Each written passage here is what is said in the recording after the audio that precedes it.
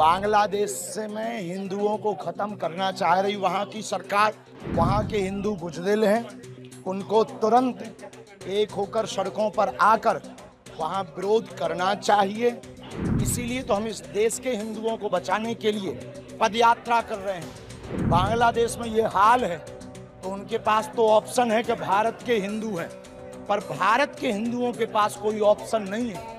बागेश्वर धाम के पीठाधीश धीरेन्द्र कृष्ण शास्त्री की 9 दिन की हिंदू एकता पदयात्रा मंगलवार को उत्तर प्रदेश के झांसी पहुंची। यहां उन्होंने बड़ी संख्या में पहुंचे लोगों के साथ न केवल पदयात्रा की, बल्कि उनके साथ बैठकर खाना भी खाया। इसके बाद जब हमने बागेश्वर बाबा से बातचीत की तो उन्होंने बांग्लादेश में इस्कॉन के चिन्मय प्रभु की गिरफ्तारी पर रोष जताया। इसके साथ ही उन्होंने बांग्लादेश और भारत के हिंदुओं पर भी प्रतिक्रिया दी। ये सब चालें हैं। बांग्लादेश से में हिंदुओं को खत्म करना चाह रही वहाँ की सरकार। वहाँ के हिंदू बुजदिल हैं, उनको तुरंत एक होकर सड़कों पर आकर वहाँ विरोध करना चाहिए और उनको तुरंत छुड़वाना चाहिए। और इस प्रकार का कृत्य करने वाली सरकार को मुंह तोड़ जवाब देना चाहिए। बांग्लादेश की सरकार को गलत है। वहाँ के हिंदू अगर कायर ना हो, बुजदिल ना हो, हमारा वीडियो अगर उन तक पहुँचे, वहाँ के हिंदुओं को तुरंत एक होकर के अपनी ताकत दिखानी चाहिए, तभी काम चलेगा। इसीलिए तो हम इस देश के हिंदुओं को बचाने के लिए पदयात्रा कर रहे हैं।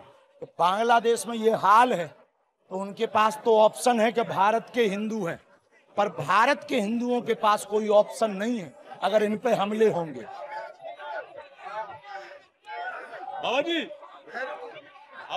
आपकी यात्रा है, ये एक हिंदुओं को एक करने की है, इसके बाद अंदर यात्रा चलती रहेगी क्या? पूरे देश में चलती रहेगी, हम रुकेंगे नहीं जब तक हिंदू एक नहीं होगा।